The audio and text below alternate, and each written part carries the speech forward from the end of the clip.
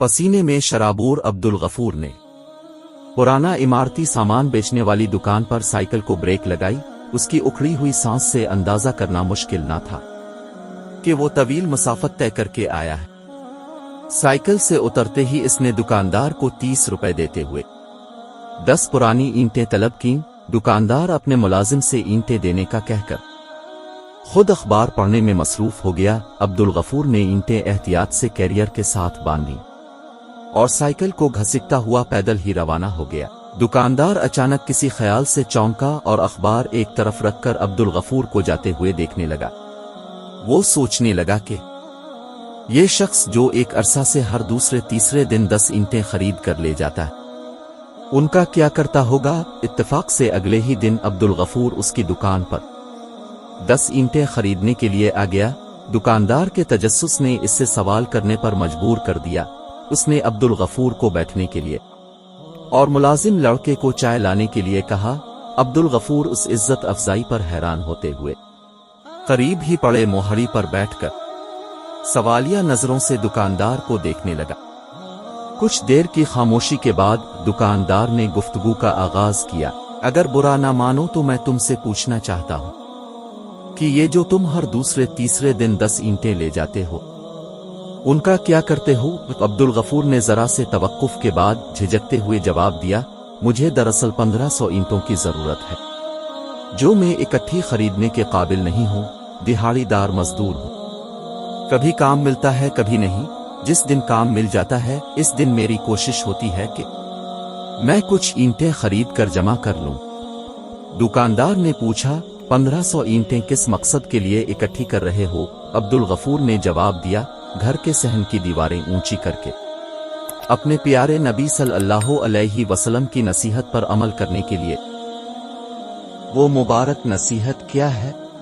एक शख्स ने हुजूर अकरम सल्लल्लाहु अलैहि वसल्लम की खिदमत में हाजिर होकर अर्ज की कि उसका अच्छा भला कारोबार कुछ अरसे से इंतहाई मंदे का शिकार हो गया है। तंगदस्ती की वजह से 2 वक्त की रोटी पूरी करने के लिए उधार की नौबत आ गई है। नबी पाक ने इस शख्स की बातें हमदर्दी के साथ सुनने के बाद मशवरा दिया कि वो अपने घर के सहन की दीवारें ऊंची कर ले, सब ठीक हो जाएगा इंशाअल्लाह।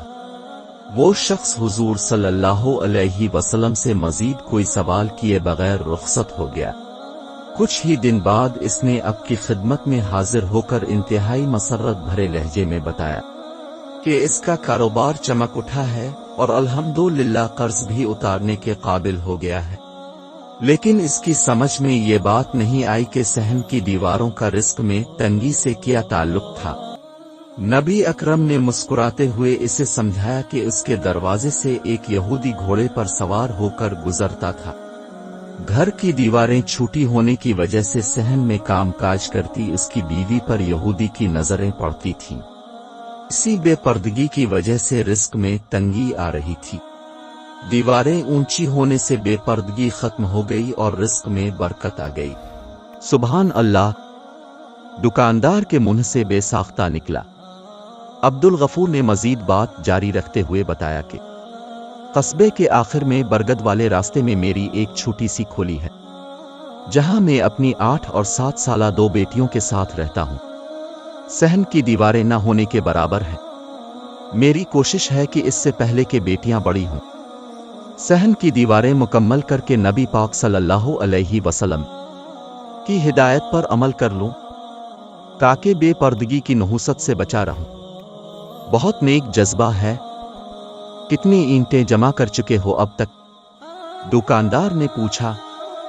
अब्दुल गफूर ने उंगलियों पर हिसाब लगाकर बताया कि 300 से कुछ ज्यादा ही हो गई है। चाय आ गई थी। दुकानदार ने चाय प्याली में उंडेलते हुए सरगोशी की। तुम फिक्र ना करो, तुम्हारे सहन की दीवारें में मुकम्मल करवा दूंगा। जी आप? अब्दुल गफूर ने सवालिया अंदाज में पूछा। दुकानदार ने कहा, मुझे उम्मीद है कि तुम मुझे इस नेक काम से नहीं रोकोगे, और मेरी ये भी ख्वाहिश है कि तुम मेरी दुकान पर मुस्तकिल मुलाजिम की हैसियत से काम करो। अब्दुल गफूर की आंखों में नमी उतर गई। वो गैर इरादी तौर पर आसमान की तरफ देखते हुए सोचने लगा رب تعالیٰ کتنا کریم ہے کہ نیک کام کے ارادے پر وہ اپنے بندے پر عنایات کے دروازے کھول دیتا ہے۔ واقعہ تو ختم ہوا، مگر اس میں ہمارے لیے ایک سبق ہے کہ ہم آج رزق کی تنگی کا رونا تو روتے ہیں، لیکن کیا ہم آج حیا اور پردے کا اہتمام کرتے ہیں؟ رزق اللہ تعالیٰ نے عورت کے نصیب سے جوڑا ہے، اس لیے ہمیں چاہیے کہ اپنے گھروں میں پردے کا مکمل اہتمام کروائیں اور اپنی چار دیواری کو مکمل کریں تاکہ کسی کی بد نظر ہمارے گھر میں نہ پڑے۔ اللہ تعالیٰ ہم سب کو حلال، آسان اور کشادہ رزق عطا فرمائے، آمین۔